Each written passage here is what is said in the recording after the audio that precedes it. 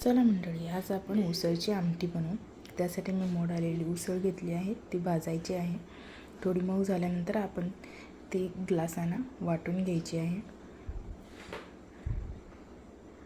त्यानंतर कढईमध्ये तेल घ्यायचं, जिरे टाकायचं.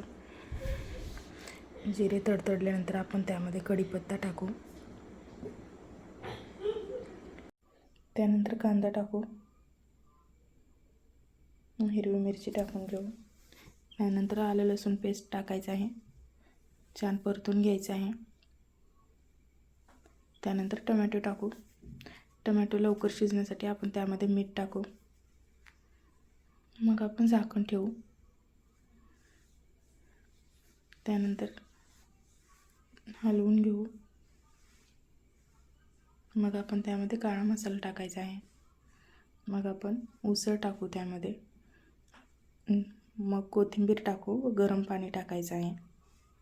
त्यानंतर शेंगदाण्याचं कूट टाकायचं आहे व अर्धं झाकण ठेवून चांगलं शिजू द्यायचं आहे. तयार आहे आपली मटकीच्या उसळची आमटी.